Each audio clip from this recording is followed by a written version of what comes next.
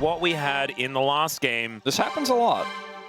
Let's see whether KRX are able to get back on the horse and make this one happen. It was an odd draft in game number 1, largely on the T1 side, but also on the KRX side. But they are still going to ban the Bud. They will. I think that should continue. Jace will be banned here. And though Doran has, there were some shaky moments. Yeah. Varus against Lazyfield, that's fair. It's one of his best picks alongside the Ezreal, and Varus is just kind of, he's too flexible, he does too many things. So Jace and Gnar. So they're saying, you know, First pick Renekton. Rich, here you go, good luck. It's gonna be you, you're the guy. Well, let's see whether he can be the guy. As one last ban, Orianna, Azir, both of them still up and available. Pantheon. Ooh, Pantheon, another big one. Nocturne. Well, Nocturne is going to be the ban, so now they have to choose. First pick Pantheon? Orianna is up, though, and Yukao can never resist the call of the Orb. Not to mention that giving Orianna to Faker never seems like a good idea. True. But giving Pantheon to Owner, also bad. Yeah. Also not ideal. Ooh, and they get Azir this time, too, because they didn't ban it in game 2. So Azir Pantheon, wow, that is some big champions. That's okay. Orianna still has Jarvan as a ball carrier. Hang oh wait, on. Yeah. Sometimes you and I are the script writers, so we gotta that. pretend like we, you know, yeah, know what's going on. That was actually really cute. Yeah, doing the strategic forget of the fact that Fearless exists. But we did kind of let the Renekton slip a little bit earlier, but it's fine. No, we just wanted to sound smart, and I don't know whether it's even smart, to be honest. Well, it is protected, but there's still a cannon. Yeah, there are some champions you can pick into it. You know, Zeus 100% plays cannon here, but he's not on T1 anymore, and no, not sure what they are going to run with this. The Vi makes a lot of sense to, you know, be not the greatest ball carrier, but she's pretty up there. And also Renekton, similar story. They've got a lot of engage. They have a lot of explosive damage. We'll see what Lazyfield gets his hands on. As here, Kennen, are you playing? You're playing Vayne. Playing Vayne, the Doran Vayne. That makes me very nervous. I am so anxious. At least I'm pretending to be, because we wrote the script to this game. Yeah, you know when we told you it was going to be some fun. When you watch a young child like run to jump on a skateboard, you have that like, oh god, yep. Yeah, but then like usually they wouldn't do it if they'd never done before. They'll be fine. Maybe that's what. What's going on here for me in my brain for watching Doran pick Vayne. Yeah, this was rude of us, wasn't it? It'll probably be fine, but I'm very nervous about it. Let's see what these bans are going to look like. As Pyke, Nautilus, both going to be taken away from Andal. The Pyke, something that Kerry has found a lot of success on, but not going to be playing it this game because they decided to ban it away. And there is the Caitlyn ban as well for Pays. So what we're going to be doing here towards the bottom side, it looks like an Ashe Seraphine angle. Might be on the cards. Gone, Bard's gone, and I mean Karma obviously gone, but well, they can play Yunara. Lulu with Vi is pretty good, but it's a tough lane. It's a tough lane. It is playable, but it is very tough. Does Carrier actually want to play Seraphine? That's the question. Because my gut says no. My gut says he wants to play something else, but he is going to lock in Seraphine. That was very anyway. crafty of you. Thank you. I really like how you were trying to pretend like yeah. I'd like to, you know, keep the element of suspense. You did kind of tease it before we got into the draft. You can't wait to see what Carrier is going to play in this game. Yeah, apparently I could wait, as it turns out. It's just Seraphine. But this is a pretty strong draft outside of the Vayne situation. I kind of feel like if you took away the bottom lane matchup, if it was almost anything else, like Lucian Nami or something like that, I'd be like, wow, Kiwoom's draft's sick. It's actually so good. You've got, you know, a great lockdown for any target. Like, even the Lucian tries to go and you blow him up, it doesn't matter what AD carry it is. Even the Azir is not necessarily safe. You gotta deal with the shockwaves. You gotta deal with the Vi engage, with Lulu follow-up. But the bottom lane is a bit lopsided. The Renekton may struggle into the Vi. We'll see with Vayne. Your mileage may vary. Your success rate may depend on the individual performance on the day and/or condition of both players. Yeah, terms and conditions apply. Let's just say that. And if you are playing some vein spotting, just make sure that you do it responsibly. Okay, everyone? Feel free to substitute water if things are going dire. And we'll keep you up to date as to whether or not we do need to get some water in there. Instead, stay hydrated. Let's go into game number 2 here between T1, KRX, KRX.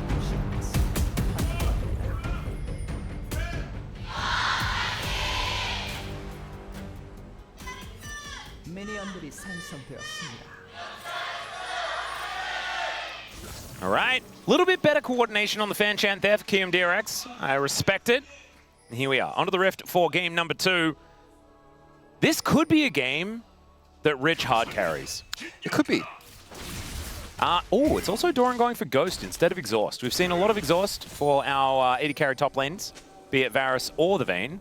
But this time going a bit of a ghosty route instead. It's really good into, or with rather, I think Ashe Seraphine to follow up.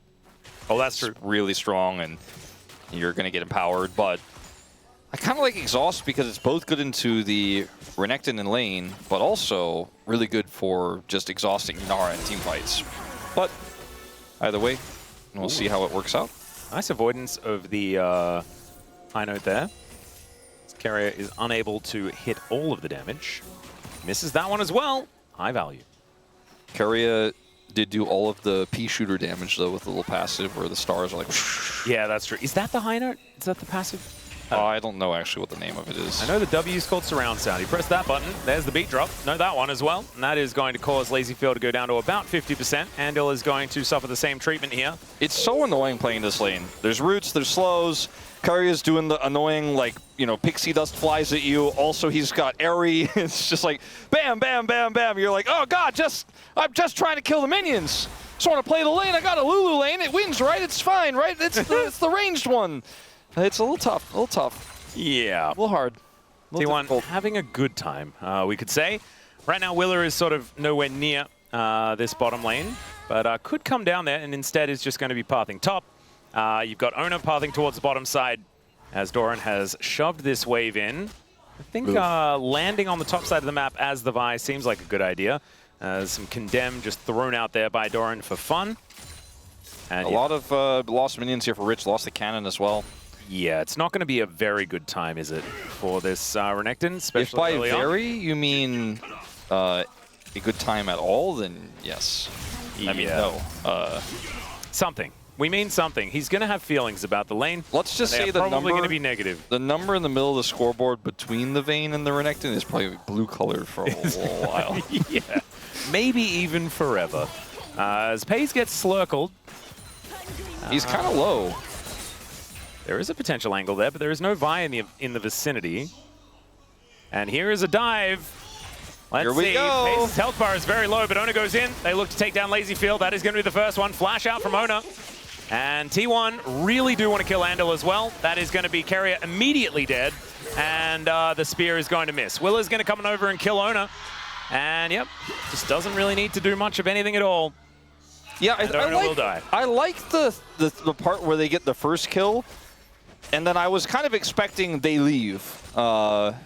However, because, you know, Seraphine does a lot of things. But tanking turrets, not generally one of her strongest points. So you say that. However, I saw her very efficiently tank the turret to the point where she managed to tank it with all of her health bar in one shot. Yeah. That was, I'd say, very, very good tanking of the turret. I guess it's like fairly efficient. Yeah, see? The turret ammunition usage. I mean, turrets don't have ammo, but if they did. Yeah. All right, so this part, great. Owner flashes out. And Carrier's like, the Pantheon couldn't handle it. I'm actually the next level. And obviously, the idea is... It was a great flash from Andil. Andil plays it well. The idea is that he'll sacrifice for Paze to get a second kill. Yeah. Instead, he dies, and then Owner also dies, because Willer comes here to clean up the pieces. So, bit of a backfire there. And now, you can see all of the numbers outside of the one that you said was going to be perpetually blue are red. Which is certainly good news. Pace has to use a barrier here as well, but LazyField does go down very, very low. Does manage to charge up that Q, though, as we can see. Speaking of charged Qs, Pace has one of those as well as the beat drops, and LazyField is just dead. Pace very, very close to dead himself and will go down. Now some supportal combat to finish it off, and Carrier this time gets his revenge. That's unfortunate. got caught by the root. If he gets out there, I mean, he wasn't that far behind. He has a call, but... And both of the kills went to Andal. Yeah. That's the really unfortunate part. Does mean that Paze now has a decent advantage, and Carrier gets to stick around and crash this wave. Let's have a look at how it all happened. Yeah, I mean, it's just root here with the slow coming through, but it's not enough damage. Paze is forced to barrier, but unfortunately, you don't have the same sort of sustained damage here when you run out of Q. LazyFeel is running out of Q and also ends up getting caught. So Andal here at least trades it back. Not sure if Paze had to play it exactly like that. He could have tried to back off and might have lived there, but just wanted to guarantee the kill. And he was just like, I'm not going to have any hesitation. Is nice. Knock Very the wall. nice. Condemn. Rich hits level 6, but it's not going to be good news for a while. Yeah. This is what people talk about when they say, I hate it when I play against ranged top laners. I feel like playing Renekton into Vayne is like doing a dopamine detox. As there is the beat drop kind of missing entirely. Punish me, Blade Hunter Lady. Yeah. Like, at least with Quinn, you can go for cleanse and be like, all right, or sorry, you know, she goes for cleanse and tries to kill you, and they can't even W. But the Vayne is just like, I'm trying to get towards the Vayne. Ah, I got condemned. Yeah, I got condemned into my turret. And I will never hit a W on this champion. Yeah, you can't actually life. W Vayne. Like, he doesn't need cleanse. Yeah. It's just a bad Those time. are the ones, you know, Renekton hates those two. Yeah. And normally you're like really happy about like, Lamar. I'm hitting my item spike. I'm hitting my ultimate. Things are great. But then you don't feel good because you remember you're in a Vayne lane. And that's just how it is.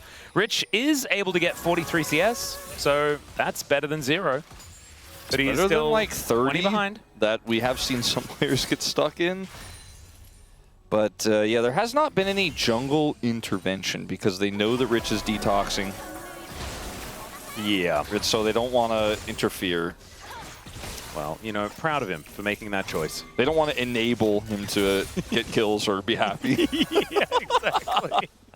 You don't be that guy. You know, if they make that decision, you have to respect it. Well, there's like, call on me if you need me. I'm up here. Just like, I'm only going to come if you say. Yeah. And then Rich like eats that damage and doesn't have Fury anymore. And he's like, actually, like, I don't think you can even make me happy if you try. No. No dopamine allowed. Well, he is blue number go up on the Doran side of things. And Carrier and Paze continuing to shove things in. I think they're feeling pretty good. Things very even as far as the mid lane is concerned. The jungle as well. Nothing really to write home about, as Willa does have a few extra camps because he didn't spend any time dead.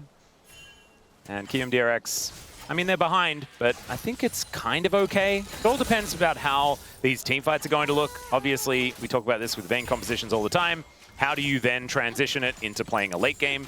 And that is what I'm very intrigued about. Well, it's also Doran playing the champion. He does like to go from far away to get on top of you, stun you, become undamageable, and then press Q and kill you.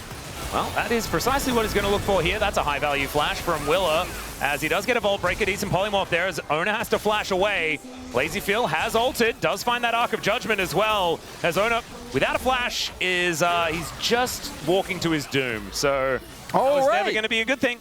That was a really good response there from KRX, and also the formula I was talking about for Pantheon, he skipped the first step, which was to ult from far away on top of somebody who didn't have friends. He wanted to skip that step. Yeah, he did.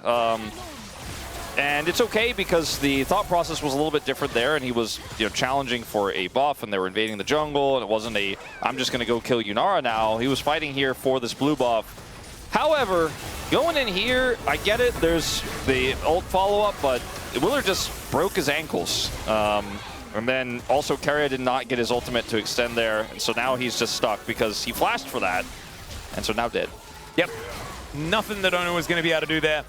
Sometimes you walk into a pit and then realize that, hang on, I don't have any way of getting over walls. I don't know if it was necessary for them to commit that much for the blue buff, but they wanted to play through Prio, and it's a trap you can find yourselves in when you have an Ashe Seraphine lane and a Pantheon. You're like, nah, there's no way they can contest this. But if you outplay, then suddenly the Pantheon is like, uh-oh, I used my buttons. And there's some skirmishing power on this, this KRX composition too. You can see, I mean, Paze is ahead by only by a very small amount, despite the CS gap between him and LazyFeel. And Carrier still trying to do what he can, but I do feel like the value of the Lulu Yunara later on in the game is going to be higher. Obviously, it depends how things are played, but yes. Still, in theory, the wild growth is very powerful, and Rich is going to be very strong because of it. I mean, with 500 gold deficit, that means a lot right now. But in 20 minutes, if that has remained the same, it means very little. Yeah. And he obviously can follow up on so many of these CCs. Like, even Polymorph, he's like, I'm in there, you know? And FaZe needs to be very careful as a result. Or very aggressive in this case. Yeah. LazyFeel is just going to have to ult and dash away. Tries to get some damage down, but there's the beat drop. Gets the arc, and that is going to at least deter them from going any further forward. But FaZe still had barrier. They were still ready to fight. And LazyFeel and Andal are not looking so hard. Double flash is still available for this bottom lane, but the barrier heal advantage here for T1 means that they will have a lot of control as Willa moves down towards his bottom side. Cold Breaker's into vision, though. Okay, this is a very tense situation. There is a Pantheon. Yeah, Pantheon has ult, but I think even trying to fight this into Ashe Seraphine with the Encore available is risky in itself, even in a 3v2. And knowing that Pantheon is nearby, I don't think they should force this. Although Wither has other ideas. He is still lurking. He is looking for the charged Q engage. Doesn't have flash. Like, I think just walk away. They want to defend this turret, but it's just going to be more plates over, and they will ultimately have to back. Yeah. LazyFeel was doing a great job baiting. Yes. They did discover that if they had have successfully baited, he would have just died anyway. As Willer is going to move on over and look to take down this Cloud Drake, which is going to be the second of the game. Double Dragon would be very nice here for KRX. Unfortunately, Keria and FaZe are away, so not a lot of control here for T1 on this Dragon. I think KRX are just going to have this one on lock. Let's see what the soul is going to be. Oh, that's really important. Chemtech, that it is. Oh, come on. Fox, please, man. Actually pretty good for both comps. Honestly, yeah, with a Lulu and a Seraphine. When you have an Enchanter, not only are the individual dragons fantastic, but when your carry goes sub 50% health and then is doing damage while getting healed, you get a ton of value. So as long as you're remaining under 50, which happens a lot of the time. And yeah. Now Vayne's got Hexplate. T1 are kind of firing on all cylinders here. It has not been the most dominant early game that we've ever seen from an Ashe Seraphine, but they are still in prime position. Maybe a caster curse. I was not aware that Willer was getting his flashback here in this alcove. But look at the patience. Look at the respect. There it is. Just going to go back home. And so it is just a 2v2. No Pantheon in the area either. He may have been spotted there by T1. I'm not 100% sure about why FaZe and Carrier were so incredibly safe there, but just not enough information. Yeah. They do get the ping out onto the Vi as he gets back towards his red buff, and now they go aggressive. Arrow is going to connect. There's the Encore as LazyFeel takes a lot of damage. Still he gets the heal.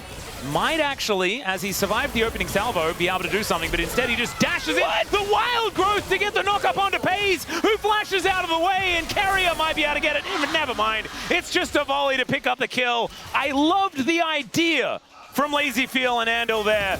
Unfortunately, it just didn't work. If LazyFeel had barrier, maybe. He's a few seconds away. Oh, man. He was 0 and 2. I mean, they had item parity. It's a Kraken Slayer between them. It would have been so cool if it had worked. It just didn't, you know, it was so close to working out. Unfortunately, Owner was also coming down. But, man, it looked really cool. But it backfires in a big way. We're going to see Owner find a bit of a stun onto Willa here. He's able to get a bit of damage back himself. Still, just a battle for the Raptor camp. As Rich has decided to leave his top lane, understandable. Teleport towards the bottom lane for Doran, though, so it is going to be an Azir versus Renekton matchup. Let's check this one out one more time. It's so unfortunate for LazyFeel. He loses so much health here because he almost avoids the CC. But that scenario that's created is why he looks for the flash in here with the wild growth. Dash flash in, gets on top of FaZe, and again, his barrier is just a few seconds away.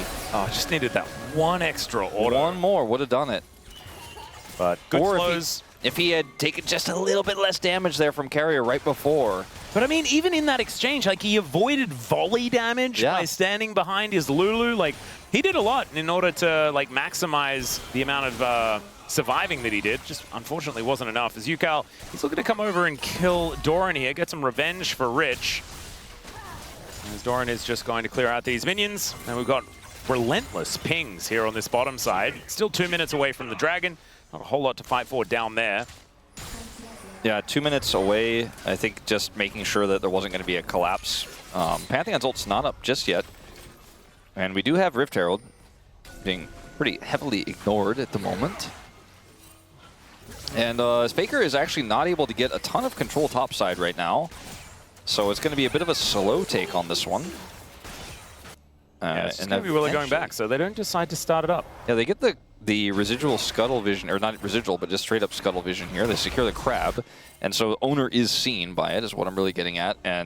But Willa didn't have time to actually cancel his back. It was kind of very awkward as he comes into vision to start off this Rift Herald as Willa hits the shop. And I guess instead of, going for this, they're going to try to maybe dive this TPing Azir. I don't think so. He's also got vision. Faker's like, no, you're not going to get a cross-map turret. And in fact, they will not, I don't think.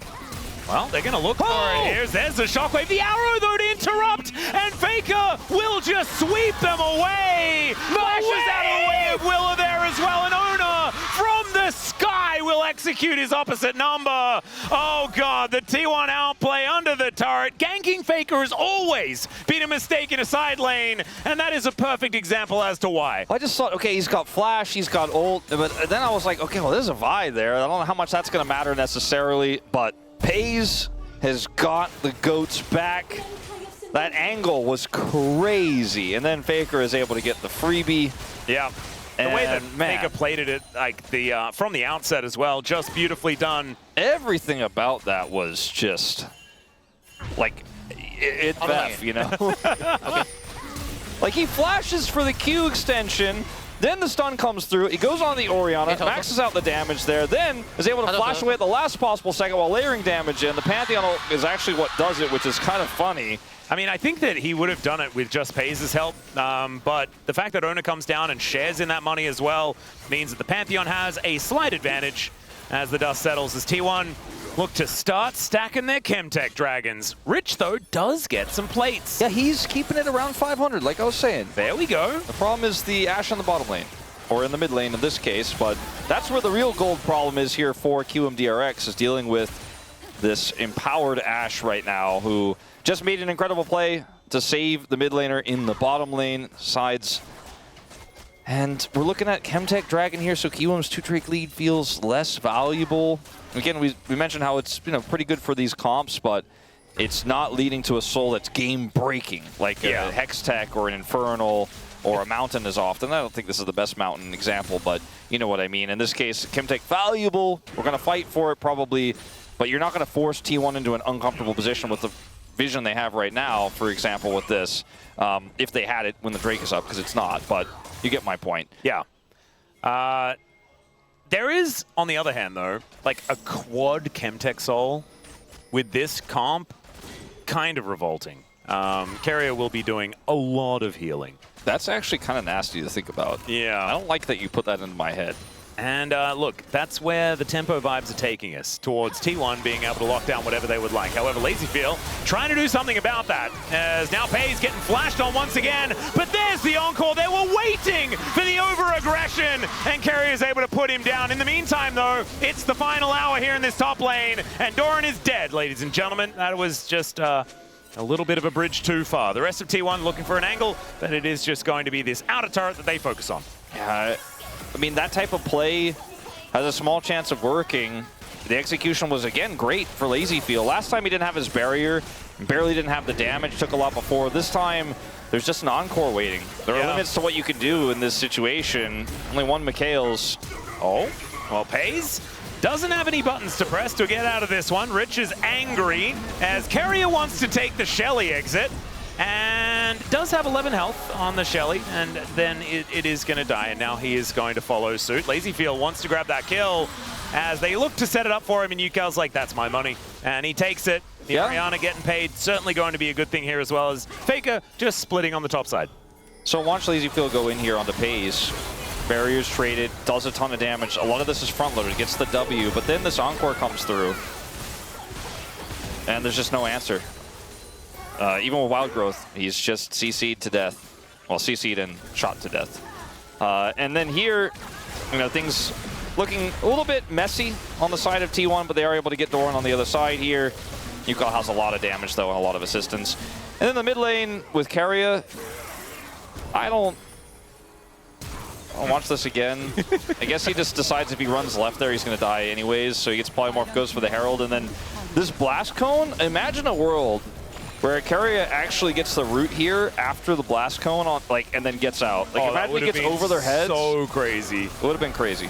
All right, well, now we're setting up for a Dragon in 2 minutes. Keria throws out the ulti. That is going to at least keep the rest of his teammates safe. Shockwave going to get flashed. That was really cute by Yukal to put it in front of where he could have flashed towards. Keria outplays it and will be able to keep himself alive. Still, does have to flash in order to get out.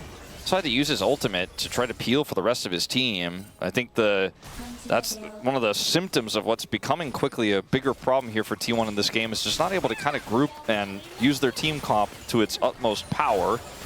And KRX are picking them apart a little bit. They're still 2,500 gold behind, but it's a few more of these moments. Yeah, a few more of these moments, and suddenly you're back in the game. So we need to be very cautious. Showcasing our ultimates here for a potential dragon fight. All going to be up. All 3 of those missing ones. Obviously, the Ash arrow comes up super fast. Sometimes it's good to check in on the cooldowns, but looks like there's not a whole lot to fight for at the minute. The Baron is up, and in a minute's time, there is going to be potential soul point once again for KMDRX. One thing to mention too is that, you know, Keria lost his flash. Pays also traded flash with Lazyfield, and I think that favors Lazyfield because he has the dive setup and he has a pretty huge dash to get on top of this Ash. So the burst damage is absolutely there. So that's another cooldown that was being showcased there that I think could be really impactful when we go into this next Dragon fight if T1 go for a full contest here. They may simply just see what they can get in terms of prio. They don't like the fight, they can walk away without these critical flashes. But again, right now, they have a lot of control. 13 seconds until spawn here. But if they lose this fight, if they mess this up, if they botch this, Apaze dies first in the fight, or Faker isn't able to find an angle, KRX, I think, take the lead if they win this fight. It's a pretty crazy potential turning point here. Yeah, especially if Rich is able to get a lot done. He teleports in now as T1 are looking to engage. Beatrop not doing too much of anything at all, as Lazyfield will get a bit of a whimsy shield. Willa on a flank angle. Yukal here towards the bottom lane, just trying to get some tempo where they can. Lazyfield down to 50% against Faker, though, and that is not a great trade here for KMDRX. T1 might be able to use that in order to take this Dragon, so it would be their second Chemtech of this game. This is before IE. I don't know if T1 need a hard force here, but if they can find the right angle with that Emperor's Divide, it's absolutely a winnable fight. Well, there's the flash cease and desist. Shockwave comes in as well. The Encore does absolutely nothing as in goes Ona just to rejoin the rest of his team. As out they will go. There's a Condemn onto Willa just to push him back towards T1. And they are pushing forward. Still no one dead on either side, but so many buttons now on cooldown as Faker says, I've got the Emperor's Divide, picks off the 80 carry, and down goes the Yunara. KMDRX without their machine gun are not going to be able to do anything here in this fight, and that should be Dragon number 2 to T1. The target selection was decisive, but the target was too far away. They got Pays there. They could not follow up enough, and so many tools were used. And then KMDRX just ran away. Like, they were like, oh, we almost got him. Guess we'll leave. And they concede all control to T1. So look at this. Follow-up, where is it? See the knock-up here from the Wild Growth still. Lazyfield's at half health, cannot actually do the follow-up damage. And now you have a Wild Growth Vi, so you're not going to be able to empower Lazyfield for the turn. And then this follow-up here, Lazyfield's like, all right, let's see if we can layer damage on the door, and oops. A little bit too far forward, get caught by Faker's flash shuffle divide. And he would have killed Yukal as well if Yukal hadn't flashed it. And like, that's exactly what I was saying with Faker in this fight, you know, if he just Emperor's Divides the Yunara, that's probably just all she wrote for the fight, but the way he did it was stylish, to say the least. Pretty slick. That's why he's the GOAT, ladies and gentlemen. As Doran here just cleans up some minions towards the bottom side. Rich is down there once again. Probably wishes he wasn't, but still that number is 500. As Wolf said, if it stays that way, then Rich is going to be much happier. It's getting better for him. It's not getting better for Lazyfield, is the concern I have. As Lazyfield has tried for a lot of all-ins, and they have all failed. Now IE is done for Pays, by the way. Well, didn't have it in the last fight, which is why that was such a critical timing for KMDRX. And as you can see with Lazyfield, he is significantly further behind in his build of said item, and may not actually see the light of day in any relevant team fight in this game. Oh, Rich actually moving down here. Does have Willa backing him up. Owner and Doran moving on over. That is going to be some vision placed down. Next Dragon, 3.5 minutes. The Baron still up and available. Has been for 5 minutes. Looks like no one's really concerned about heading towards that one just yet. As finally Rich does hit that level 16. He's actually not too far behind as far as experience is concerned. Sort of lurking around the minions as they die. Not too bad. He does not have his second item, which is really painful. But again, he's just kind of a W button. And ideally with empowered W. Yeah, and a flash, I think, is probably what he's going to require. So let's see if they can get the follow-up on the Pays this time. Last time, the engage was great. Wild Growth follow-up was great. But Lazyfield wasn't able to press your right-click, basically, on Pays. Maybe this time around, with this Hail Mary, 4,000 gold behind, the dream of keeping this series alive and having our first 6-game day of LCK 2026 could happen, but right now I've got to get my telescope out to see the angle. I'm looking at through my telescope with binoculars and I have a magnifying glass on top of the binoculars, but I can see a faint angle here for QMDRX. I think a man with a protractor would also struggle to find an angle on this one, Wolf. This is a difficulty. Even though, as I say that, 3,500 gold, not exactly crazy at 26 minutes, so maybe all you need is a protractor, and hopefully QMDRX have one in order to deliver us the longest day of the season so far. FaZe will be clearing out these minions, and T1 still just trying to get their ducks in a row. 2 minutes on this Drake. A pretty risky Baron from T1 in game 1. You know, QMDRX definitely keeping on the cards that something like that could be something that causes T1 to make a mistake. Speaking of mistakes, is Doran overextended? Assist does come on through there. Wild Growth as well is going to capitalize as the arrow is going to sail through Doran. He flashes the shockwave though. He was really waiting for that one. He used get some value out of that button. 3 ultimates to almost kill Doran. Yeah. That's not efficient, but there's 90 seconds until the Dragon's up, but T1 might see an opportunity here as Vayne's flash is less valuable than all of those buttons if they could do the Baron right now before the Dragon spawns. Doran doesn't have TP, but he's going to back and head back over. Instead of starting the Baron, though, T1 are just going to clear these waves out, try to maintain prio on the top side of the map as then they rotate in to challenge for this Dragon. Crazy how it still feels like there is that one angle, that one chance for Kiwum in this game. I mean, their composition should be able to teamfight pretty effectively. Yeah. Like Rich going in, having a Wild Growth as well as his stun would be a lot of value, as Hex Optics done here for Lazyfield. Yeah, would have liked to see an Infinity Edge, but going for that instead of IE. Probably just because he could afford it. Yeah. Might be like, let's get whatever item spike we can find, see whether we can fight for this Dragon. I mean, if he wins the team fight, he can get an IE right afterwards, because he's going to be cleaning it up and getting a multi-kill. That's true. And if he kills Fakey, you know, that's a whole bunch of extra money. That's a lot of money. He's shut down. Shutdowns could actually go a long way if QMDRX. Still, Rich blast cones his way towards Doran. Lazyfield 3,000 gold behind nearly. Oh, that's not true.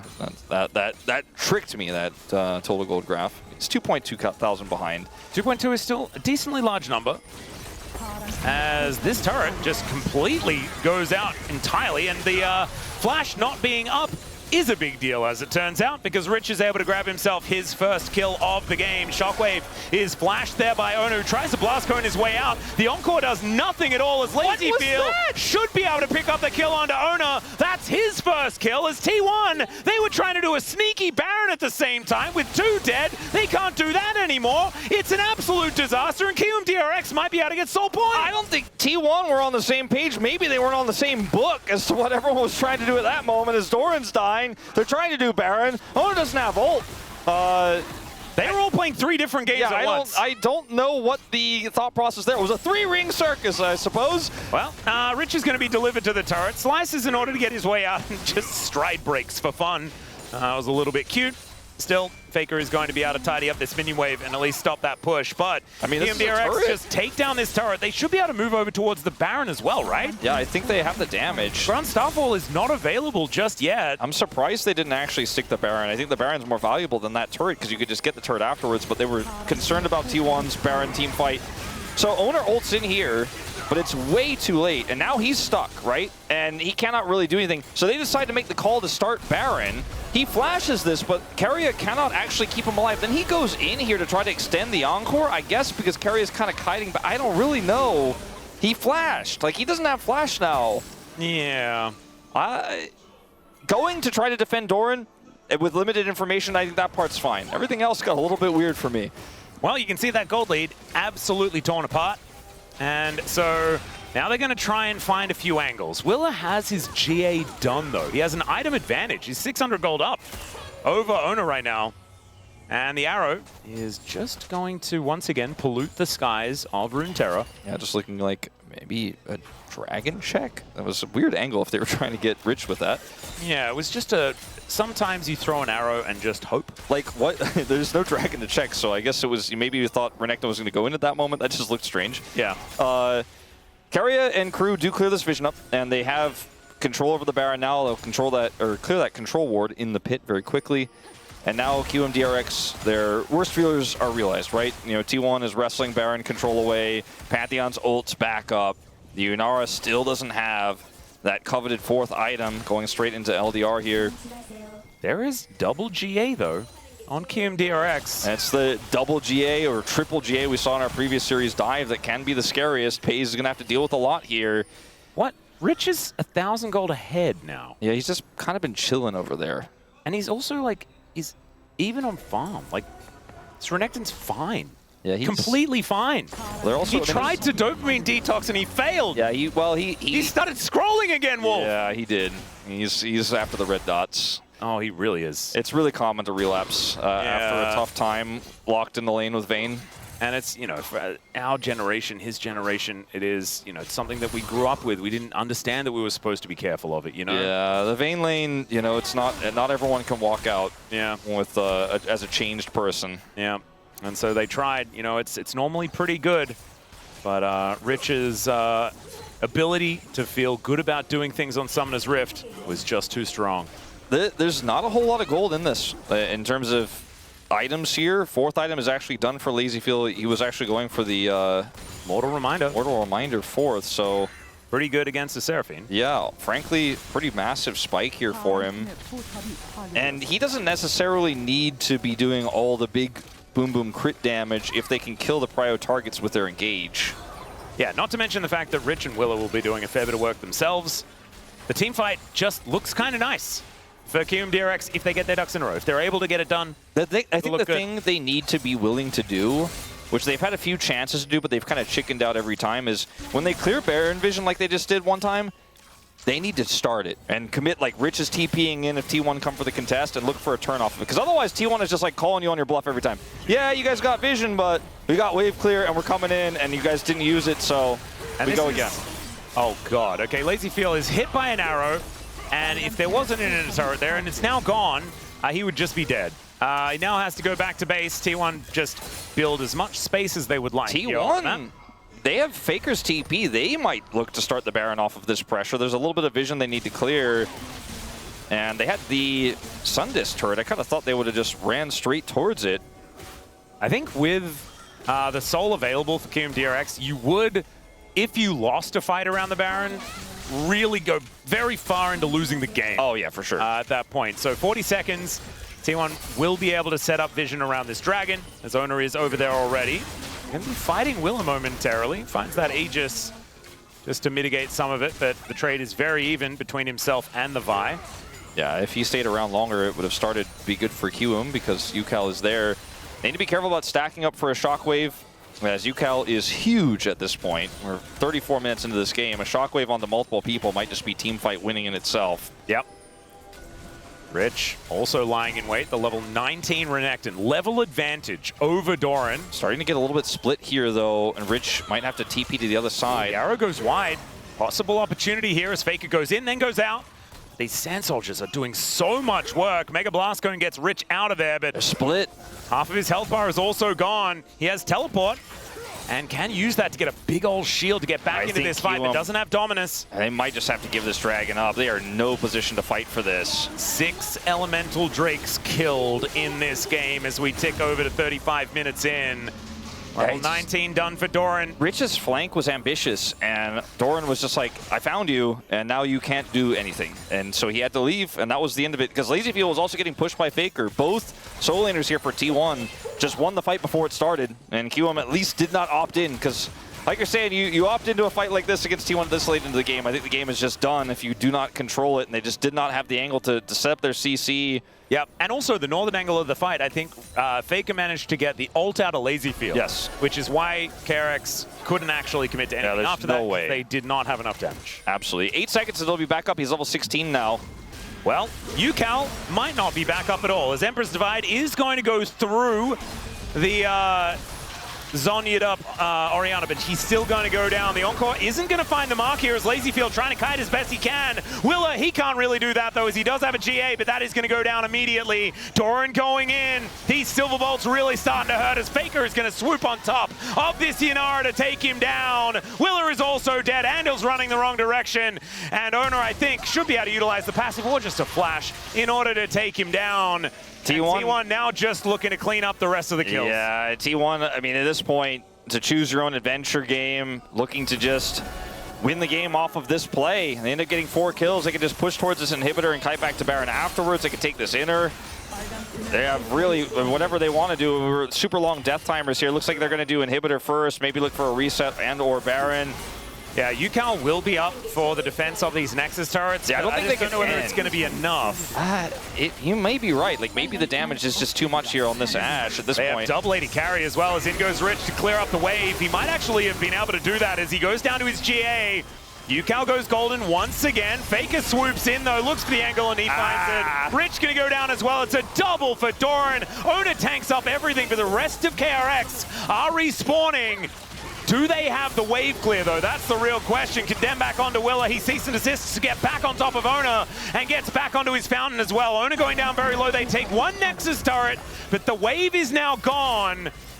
As these minions are spawning, T1 really just want to finish this series here. There's no way they can defend without UCal. They need to defend for 35 seconds. I don't think it's going to happen. Yeah, Carrier taking a lot of damage though, as there's a condemn on the Lazy Field. Willa taking so much from Doran, and they dive on through. The Nexus is now exposed. He finds the last silver bullet to take down his mark, and there goes the Nexus. T1 with a 2-0, but KRX made them work for it. Split.